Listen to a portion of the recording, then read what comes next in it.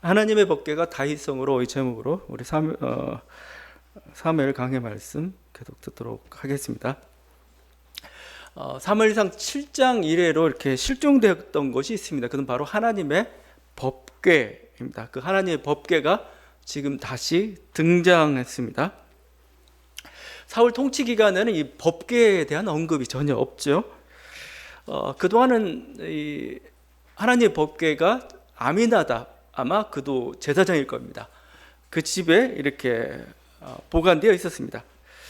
법궤는 곧 하나님을 상징합니다. 그래서 법궤를 모셔온다는 것은 바로 하나님을 이렇게 모셔온다, 예루살렘 성으로 이렇게 들여온다, 모셔온다, 그런 의미와 같습니다. 2절에 이렇게 설명하죠.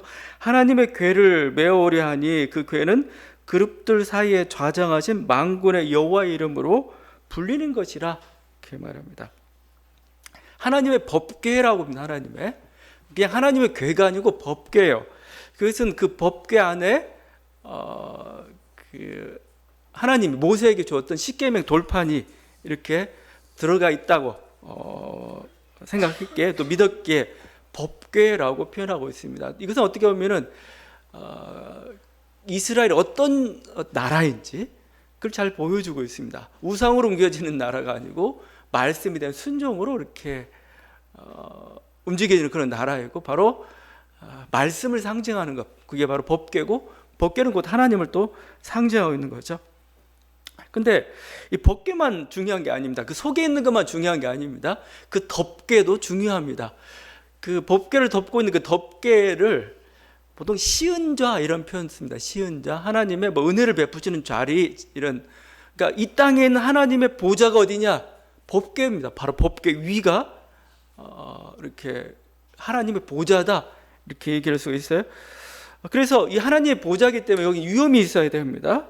그래서 필요한 것이 그룹입니다. 오늘 여기 그룹이란 말이 나오죠. 그룹은 천사와 같은데 하나님 그 보좌를 지키기 때문에 굉장히 무시무시한 모습입니다. 그래서 보면은 여러 이렇게 종합해 보게 되면은 이렇게 어떤 맹수, 아주 사나운 맹수와 인간의 형상을 가지고 있는 그 모습, 날개를 가지고 있고 두 날개로는 이렇게 날고, 또 두 날개로는 얼굴을 가리고, 또 이렇게 머리를 가리고 있는 그런 모습으로 나타나기도 하는데, 그 날개가 필요한, 날개를 가지고 이 덮개를 이렇게 보호하고 있는 그 형상을 가지고 있습니다. 그래서 그 솔로몬이 나중에 그 성전을 짓고 거기에 지성소에 법궤를 안치하는데 그 법궤를 보호하는 그 이렇게 그룹을 만들었는데, 그게 마치 사자 형상입니다. 두 날개를 활짝 펴고 있는, 그 날개가 온 지성소를 가득 채우고 있는 그런 모습으로 되어 있습니다. 그만큼 거룩하고 또 두려운 곳이기 때문에 그런 것이죠. 바로 이렇게 덮개의 어떤 그룹들의 호의를 받고 있는 그곳, 그 하나님의 보좌가 있고, 바로 그것은 하나님이 임재하신 곳, 하나님을 상징하는 바로 그런 의미가 있는 거죠. 그래서 이 법궤와 관련된 그 이렇게 하나님의 이름이 오늘 나오고 있죠. 2절에 만군의 여호와입니다. 하나님의 이름이 여러 모습으로 하나님의 이름을 부르는데, 만군의 여호와가 가장 친근하는데, 만군의 여호와는 항상은 아니지만 법궤와 밀접한 관련을 가지고 그 이름으로 부르고 있습니다. 여호와 체바오트죠. 체바오트.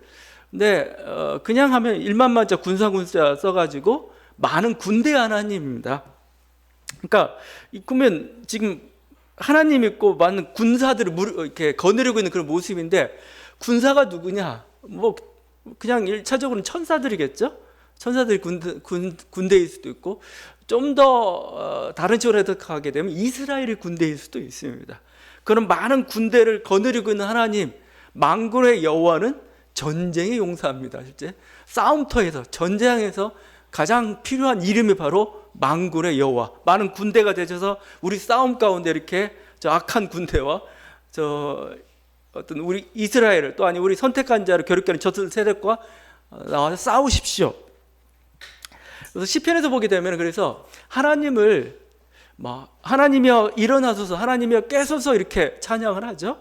하나님의 일어나소서, 이게 쿰마 야훼입니다. 쿰마 야훼, 하나님이여 일어나소서. 근데 그 이미지가 뭐냐면 마치 법궤를 높이 드는 그런 이미지예요. 그래서 법궤가 있는 곳이 하나님이고, 지금 법궤가 법궤는 항상 이스라엘에서 최전선에 있습니다. 싸움터에서 이스라엘 위에서 싸우시고 계신 하나님의 형상, 바로 그게 법궤고, 그래서 나온 이름이 그 만군의 여호와라는 그 이름이죠. 오늘 보면 막 군사가 3만 명이 동원이 됐습니다. 그러니까 뭐 대단한 거죠. 마치 이렇게 시가 행진하는 것 같아요. 하나님 법궤가 오고 뭐 거기에 군사들이 호위하고 막 따라가고 시가 행진하고 있는 그 모습 같은 게 오늘 승리한 군대 행진이죠. 그러니까 지금 다윗은 지금 아미나답의 집에 있던 그 법궤를 지금 예루살렘, 다윗성이라고 하지만 예루살렘 성으로 들여오는 그 과정입니다. 이 법궤는 나중에 솔로몬 성전이 이렇게 완성되면서 지성소 안으로 이렇게 들어가게 되죠. 그래서 지성소에 이제 모셔져 있는 그런 게 되었고, 뭐 하여튼 이런 과정을 거쳐갑니다. 법궤가 성전에 있고 그 성전이 예루살렘에 있기 때문에 예루살렘은 성도가 되는 겁니다. 가장 거룩한 도시. 유다 왕국이 이제 실제적인 왕국의 중심이, 비록 작을지라도 세계의 중심이, 바로 우주의 중심이 바로 예루살렘이 되었던 거죠. 그런 점에서 본다면 이 다윗이 법궤를 드리는 행동은 순수하게는 하나님을 사랑하는 마음이라고 볼 수가 있죠. 그런데 좀 더 이걸 정치적으로 본다면은 하나님을 끌어들여서 자신의 통치를 정당화하는 작업입니다. 이제 뭐요? 신적인 정당성을 확보하는 거죠. 백성들로부터는 지지를 받았는데 신이 인정을 해야, 고대에서는 그게 가장 강력한 겁니다. 이제 법궤가 여기 있으니 예루살렘은 유다 왕국의 수도이니 유다 왕국이 뭐예요? 정통성이 있다. 다윗 왕조가 정통성이 있다. 그걸 보여준 하나의 그거죠. 그러니까 어떻게 보면 그 행위라고 볼 수가 있어요. 자, 그럼 이제 우리들은 그렇게 보면 좀 은혜가 좀 떨어지죠. 아이고 이거 뭐야? 얘가 또 좀 이상한 정치적 행위 또 하고 있네. 현대인들은 그렇게 볼지 모르고 역사가들은 그렇게 볼지 모릅니다. 자, 그런데 하나님께서 우리 인생을 다스리실 때, 하나님께서 어떤 자신의 역사를 이루어 가실 때, 우리 하나님 고고하게 하늘에서 다시는 분이 아니에요. 그분은 뭐예요? 이 땅에서 흙을 묻히시고 냄새를 묻히시고 같이 함께하면서 자신의 뜻을 보여주시는 그런 하나님입니다. 그걸 우리가 위엄이라고 하죠. 위엄을 감수하고, 그러니까 하나님이란 존재는 굉장히 이렇게 사실은 그러니까 어떤 것도 정의될 수 없는 그냥 아주 초월해 있는 그런 존재여야 돼요. 이스라엘 하나님 그런 분 아닙니다. 한 민족을 택하시고 한 왕조를 택하셔가지고 자신의 구원 역사를 이루어 가시는 그분이세요. 그를 통해서 어떻게 너희들이 사는 게 옳은지를 보여주시고, 또 뭐예요? 그렇게 사는 자들이, 그렇게 사는 민족이 어떻게 복되게 살 수 있는가를 보여주신 하나님. 그죠? 그러니까 철학자들의 하나님이 아니라는 겁니다. 파스칼이 고백했던 게 아브라함의 하나님, 이삭의 하나님, 야곱의 하나님, 산자의 하나님일 수도 있지만 그 뭐예요? 아브라함처럼, 이삭처럼, 야곱처럼 부족하지만 뭐예요? 그를 통해서 자신을 계시하시는, 뜻을 드러내시는. 그래서 여러분이 어떤 하나님의 역사라고 할 때 너무 고상하게만 생각하면 어디서든 찾을 수 없고, 여러분 갑자기 회의론자가 될 수밖에 없어요. 하나님의 일이라는 것은 어떻게 보면 굉장히 냄새나고 좀 더럽고 때가 묻고 뭔가 인간의 사심들이 있고 무지들이 있고 그런 가운데서 펼쳐져 가고 있다는 겁니다. 그게 그러니까 어떻게 보면 하나님 위험을 감수하셨어요. 한 왕조의 메인의 위험을 감수하고 일을 허락하고 계신 거죠. 그래서 어떻게 하나님이 이렇게 특정 왕조만을 지지할 수가 있어? 이렇게 가서는 안 되고, 우리가 생각해서는 안 되고, 오히려 이 왕조가 하나님의 뜻대로 제대로 살고 있느냐? 우리는 그걸 더 물음을 해야 되는 거죠.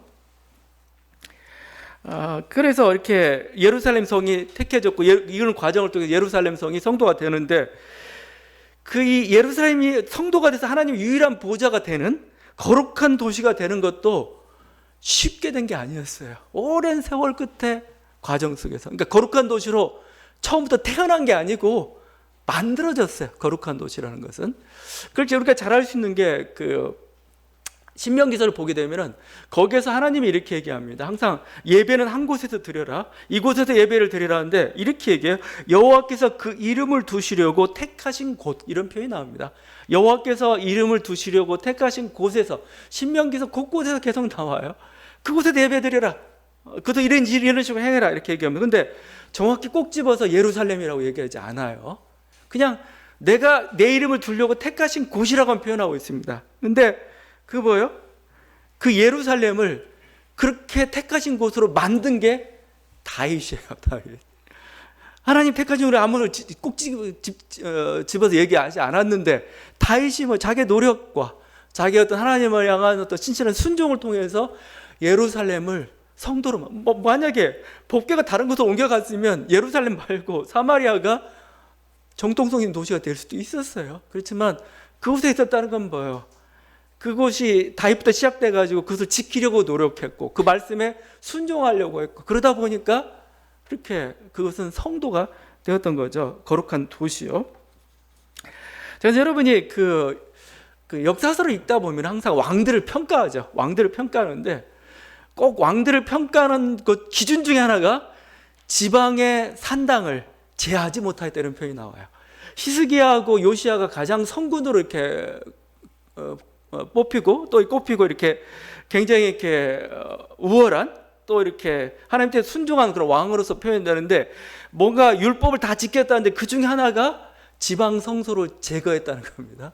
지방 성소가 뭐예요? 베델이 지방 성소가 되어 있습니다. 여러 가지 사마리아가 어느 정도 지방 성소가 되어 있습니다. 그래서 곳곳에 지방 성소가 있는데 그 지방 성소를 다 없애버리고 뭐요? 예루살렘 중심성, 예루살렘 단일성을 회복한 게 중요한 종교 개혁 조치 중에 하나입니다. 그래요. 지방 분권이 어떨 땐 좋을 때가 있어요. 그렇지만 지방 분권이라는 게 기준이 없어요.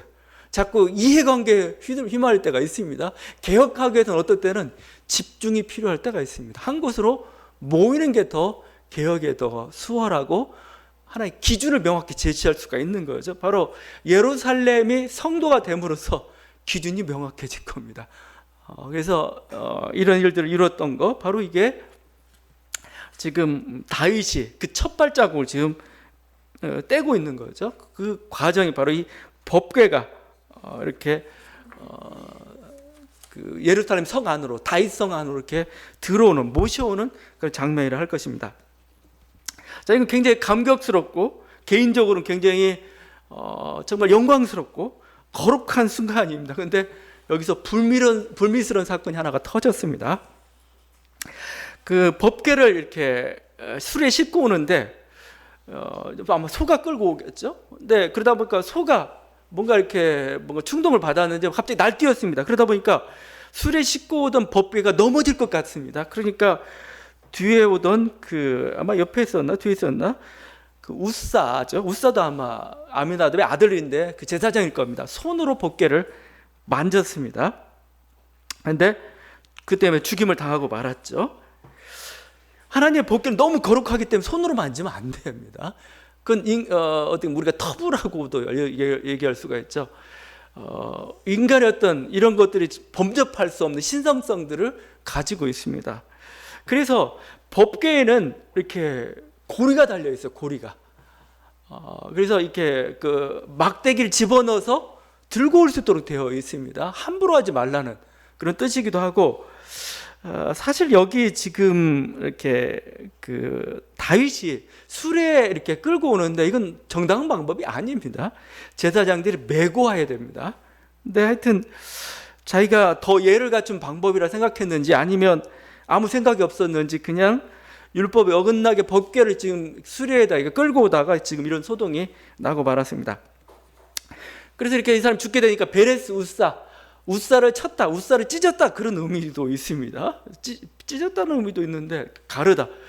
그냥 죽임 정도가 아니고 번개가 날 쳤든지 어떻게 했든지 하여튼 아주 심하게 이런 그러니까 그 모습 보니까 다윗이 충격을 받죠. 거기 본데 그 앞에 이런 말이 나와요. 다윗이 분하여 왜 분했는지를 설명을 안 해요. 다윗이 화가 났습니다. 왜 화를 냈을까? 여러분 이걸 생각해보면 재미가 있죠. 다윗이 내가 이만큼 하나님을 사랑하고 이만큼 정성을 들였는데 나한테 어떻게 이런 일을 이런 분노 우리 잘하죠. 우리 그런 거. 내가 하나님께 해준 게 얼마인데 내가 어떻게 했는데 왜 나한테 이런 분노일 수도 있습니다. 아니면 또 다윗은 그래도 나름대로 하나님을 사랑했으니까 내가 잘못해가지고 우사도 나도 하나님 뜻대로 못해가지고 왜 자기를 책망하는 분노일 수도 있습니다. 아, 내가 왜 이렇게 잘못해서 이래서.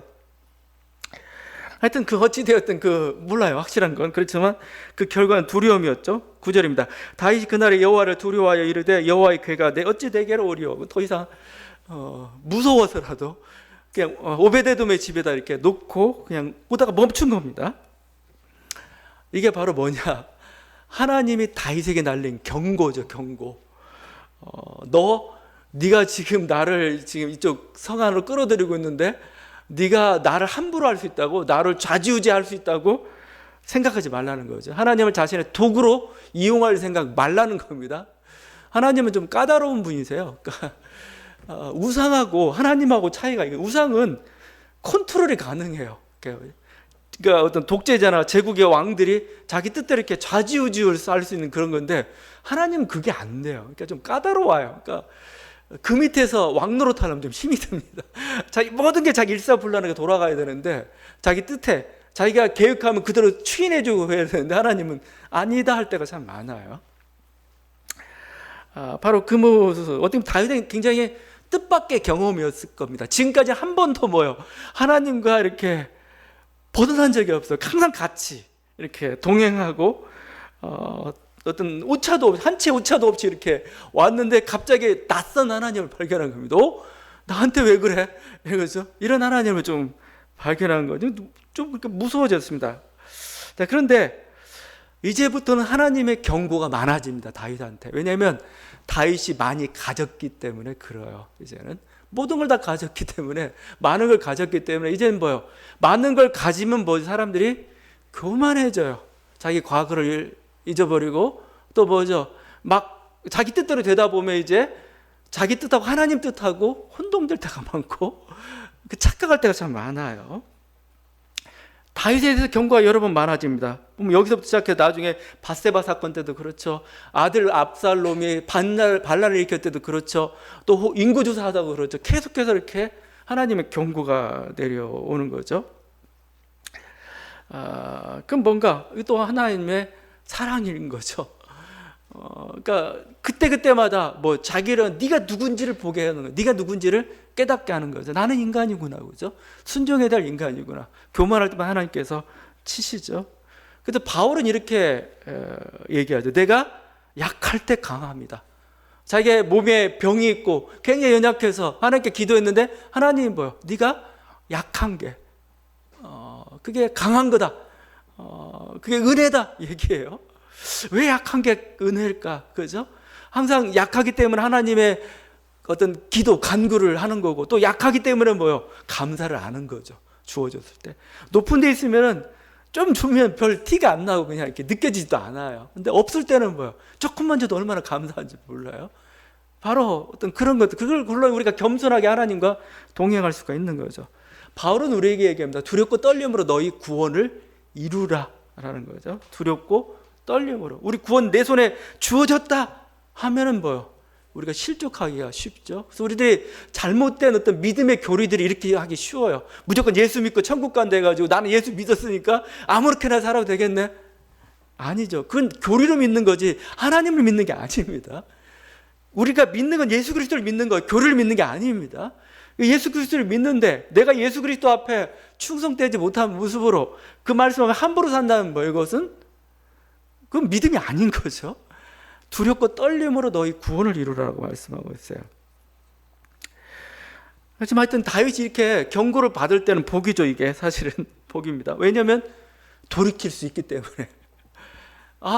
경고 들으면 그래 내가 돌이켜야 되겠구나 이거죠. 다윗의 장점이 뭐냐, 여러 가지 있지만 하나님의 뜻을 깨닫고는 바로 돌이킨다는 겁니다. 사람이 잘못할 수도 있어요. 근데 잘못 지적받고는 뭐죠? 그래 바꿀 수 있는 게 바로 다윗의 장점이었던 거죠. 근데 하나님 경고가 내리는 계속 변명해요. 안 바꿔요. 사울의 길이었습니다. 사울도 다윗처럼, 그러니까 다윗도 사울처럼 많은 죄악들을 범하고 실수도 많이 했어요. 근데 다윗은 이렇게 복을 받았고 사울은 결국은 안 좋은 길을 가게 되는가? 결국은 경고를 받을 때 우리가 돌이킬 수 있느냐 이거죠. 회개할 수 있느냐 이거예요. 그러면 끝까지 하나님께서 복받은 인생으로, 영화로운 인생으로 축복을 받게 될 겁니다.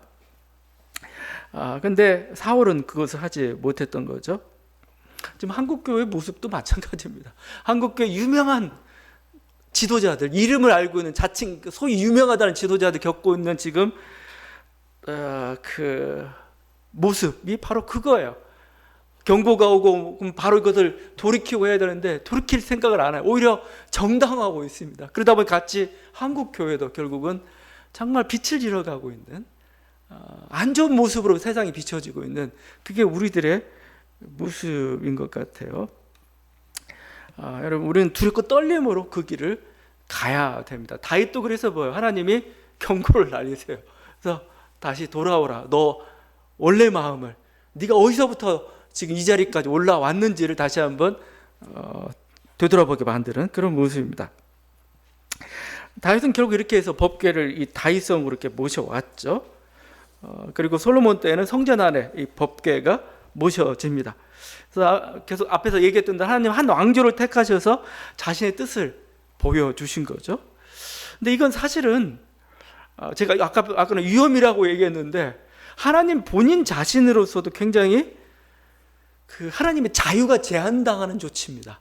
제한당하는 거. 왜냐하면 예루살렘 성전 지성소에만 꽁꽁 묶여있는 이런 하나님이죠. 법궤가 그 안으로 들어감으로써 특정 공간과 특정 시간에 이렇게 얽매이는 그런 일이 바로 이 일을 통해서, 물론 다윗 왕제는 영광이고 또 그래도 하나님의 뜻을 보여주시기도 하시지만 하나님 매이게 되잖아요. 그러다 보니까 나중에 바벨론에 의해서 이렇게 망하게 됩니다. 예루살렘 성이 다 불타고 없어지는데 예루살렘 성전이 무너지니까 뭐예요? 이스라엘 사람들은 하나님도 없어졌다고 생각, 하나님도 졌다고, 하나님도 사라졌다고 이렇게 생각을 했던 거죠. 그래서 선지자들이나 그들이 좋아했던 건 성전보다 오히려 성막이었습니다. 성막을 더 좋아했어요. 성막은 초라하지만 뭐죠? 하나님의 자유가 있습니다. 어디든 움직일 수가 있습니다. 장소나 이런 거 형식에 얽매이지 않고 어느든 움직일 수 있는 그 자유함이 있는 거죠. 인간 사이의 어떤 이해나 인간 사이 애환에 얽매이지 않고 그것 때문에 구속당하지 않고 자유로운 하나님의 모습이 나타날 수 있는 성막이고, 그래서 그 성막을 짓는 그 장면에도 굉장히 많은 시간들이 이렇게 할애가 되고 있습니다. 오히려 성전보다 성막이 더 모세의 오경 속에 되게 중요하게 나타나고 있죠. 에스겔이 그 포로된 땅에서 그발 강가에서 경험했던 게 바로 이 하나님 법궤의 체험이었던 거죠. 그러니까 이스라엘 사람들에게서는 이미 예루살렘 성에서 이렇게 성전이 무너지면서 어떤 하나님도 마치 돌아가신 것처럼 이렇게 생각하고 있는데, 에스겔이 뭐예요?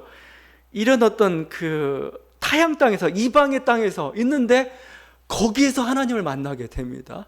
에스겔서 1장에 하나님이 나타나신데 그 모습은 마치 법궤입니다. 법궤가 나타나는, 하늘의 법궤가 나타나는 모습을 에스겔이 바로 그곳에서 체험하게 되는데, 이게 마치 불의 전차 같습니다. 불의 전차 같고 누군 어거 보자란 말을 쓰고 있습니다. 수레가 나타나는데 이 수레가 눈으로 가득 차 있습니다. 완전히 이건 하나님의 전지를 상징하는 건데, 자유함인데 어디든 운행할 수 있는 그 수레입니다.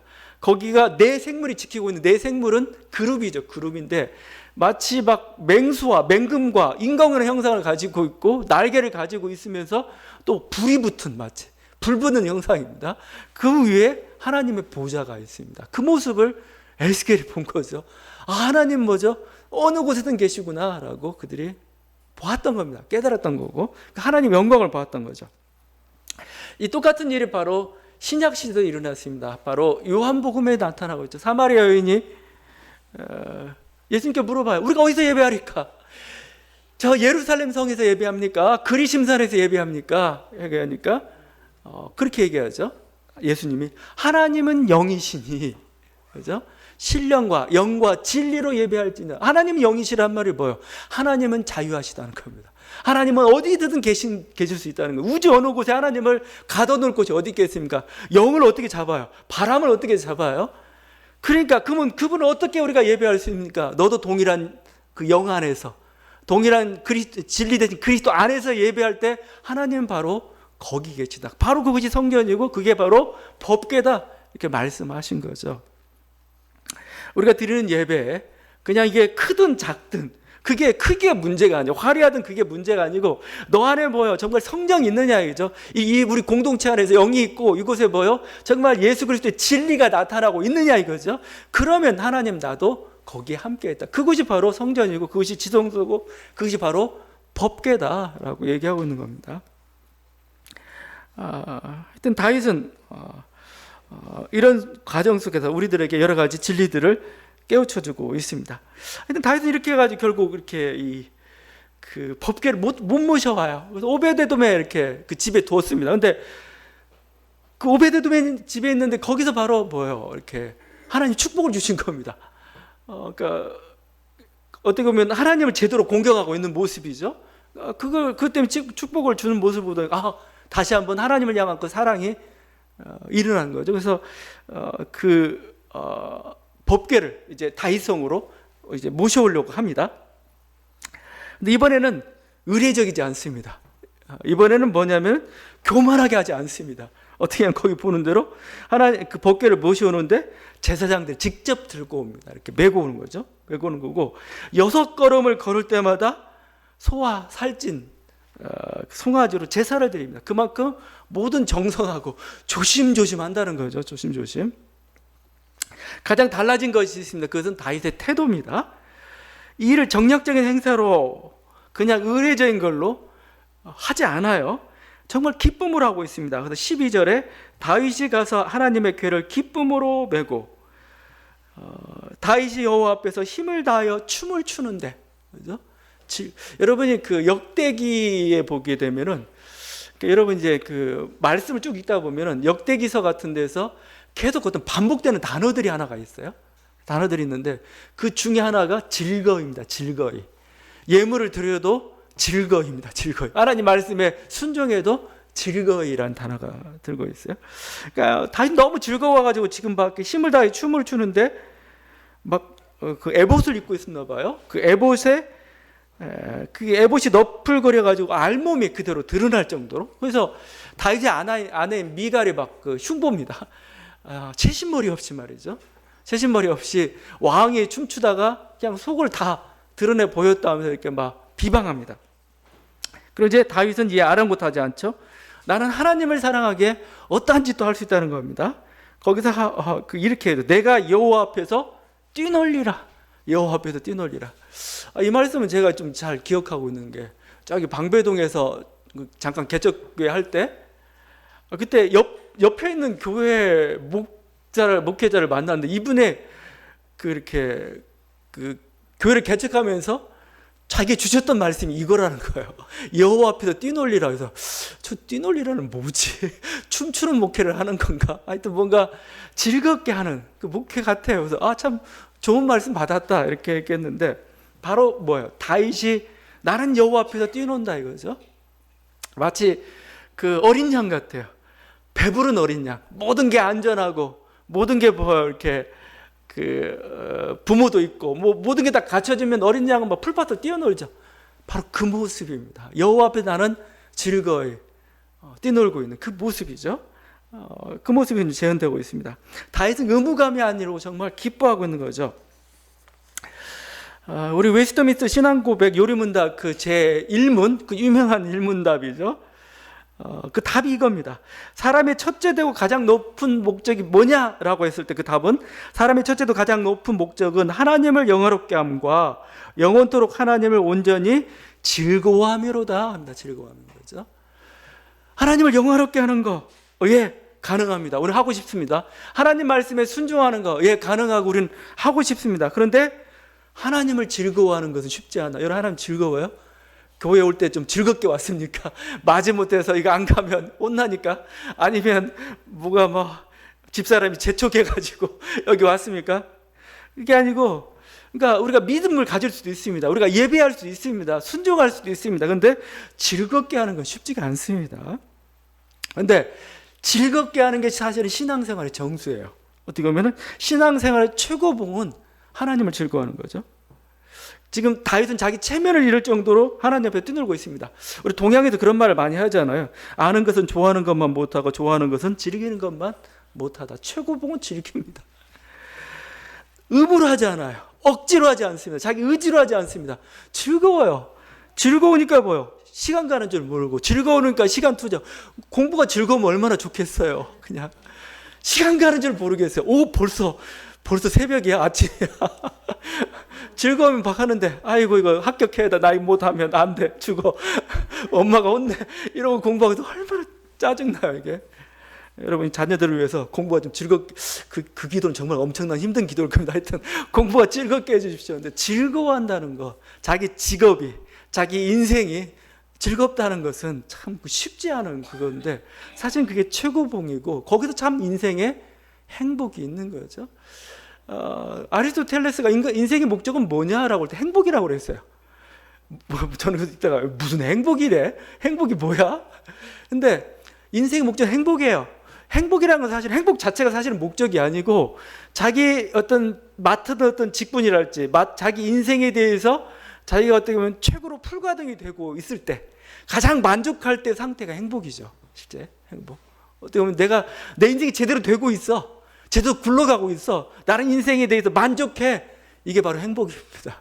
근데 그게 바로 인생의 목적이고, 우리는 그 목표를 향해서 사실은 달려가고 있는데, 다윗은 하나님을 향한 나의 사랑이 그렇다는, 나는 의무도 아니고, 나는 어떤 이렇게 억지로 하는 것도 아니고, 어떤 목적이 있어도 하는 것도 아니고, 나는 그분과 함께하는 게 즐겁다 이거죠. 여러분, 우리 인생에서도 이런 즐거움이 있기를 간절히 바랍니다. 말씀이 즐겁고, 기도가 즐겁고, 예배가 즐겁고, 순종이 즐겁고, 교회가 즐겁고, 여러분이 주신 인생이 즐겁고, 또 하나님이 주신 그 모든 것을, 그것에 하나님의 어떤 손길들이 다 담겨 있지 않습니까? 그것을 즐거움으로 받아들일 수 있는 저와 여러분 되기를 간절히 바랍니다. 기도하시겠습니다.